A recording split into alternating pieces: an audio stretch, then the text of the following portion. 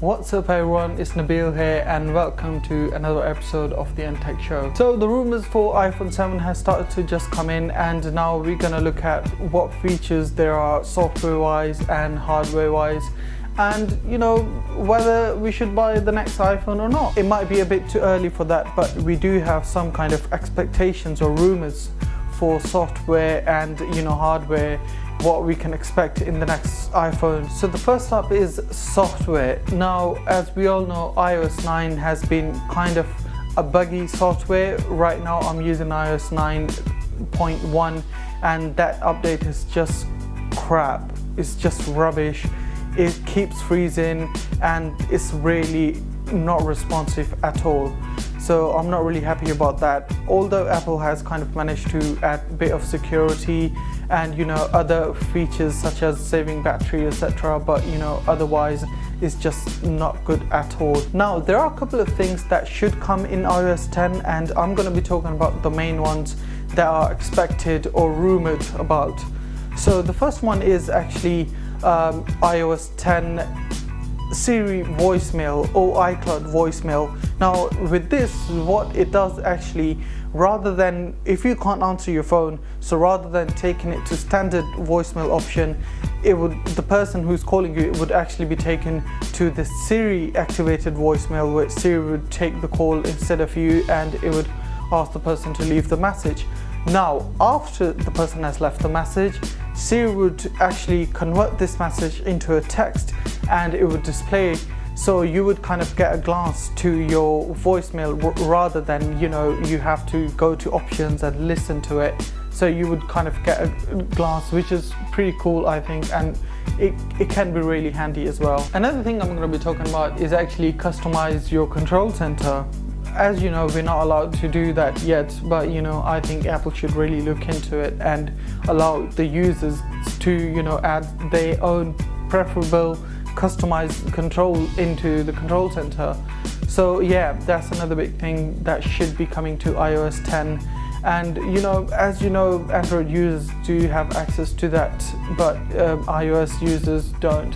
So I think that's going to be a pretty handy if it does come to iOS 10. So another big feature is actually contact availability status. So as you know, we can see availability of contacts on WhatsApp and Viber, but on iOS we can't really see it. I can see where Apple is going with it. They might be trying to replace WhatsApp or any other social networking apps, but yeah, that's another feature that's coming to iOS 10. So at last, rootless security.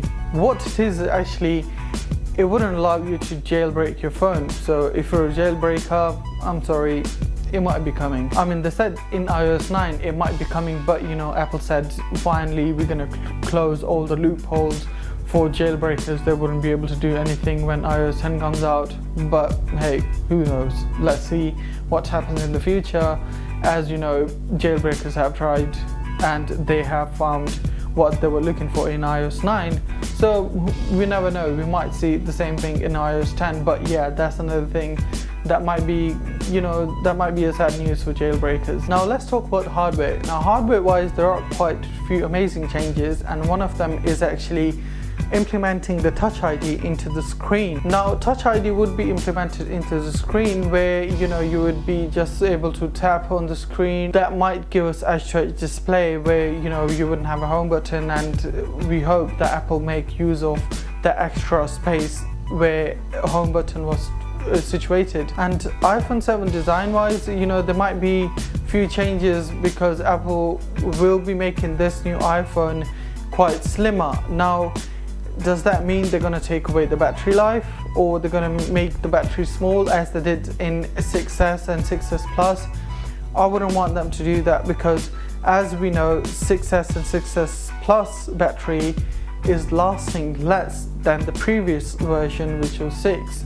So yeah, that's another thing that's good, but it's also quite concerning. Now let's talk about storage and processing power and memory of this phone. And first of all, I want to say this one thing. Hey Apple, can you do one favor? Can you just take out 16 GB, or can you just forget there is something called 16GB and implement a new thing called 32GB, because everyone knows it.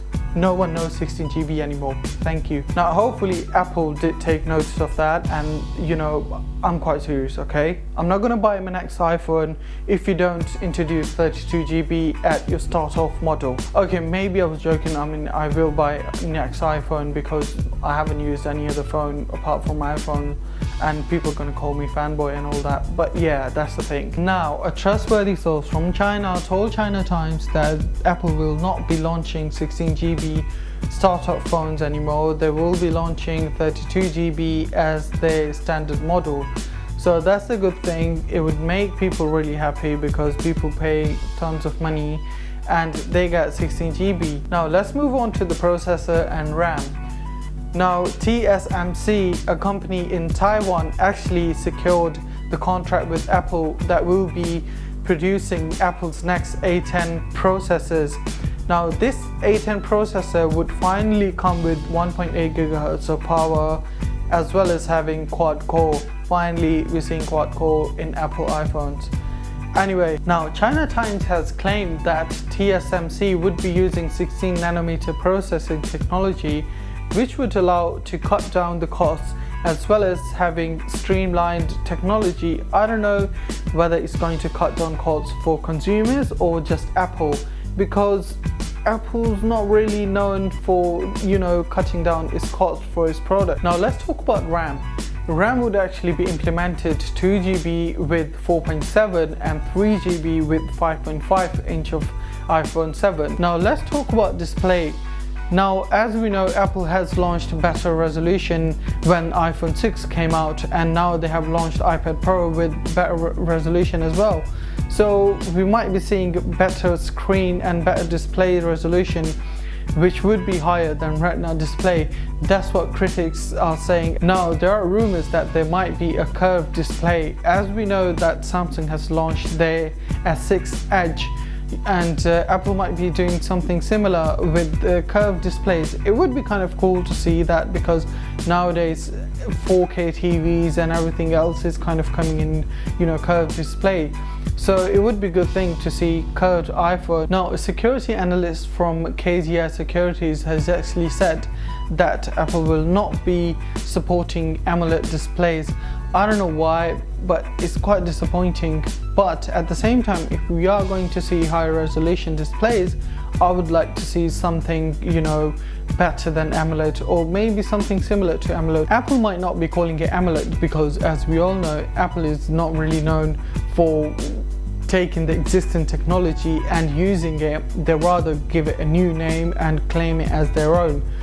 That's what Apple does. But anyway, that does mean Apple will be sticking to TFT LCD displays. Now finally, let's talk about camera. Dual lens. Now these dual lens, what they would do is actually give you a DSLR quality. As we all know, Apple show these fancy photos taken from an iPhone in their keynotes, but yeah, it would be a good thing to see, you know, dual lens in a new iPhone. Anyway guys, thank you very much for watching this episode, and if you did like it, please give this video a big thumbs up and subscribe to my channel, and I'll see you next time.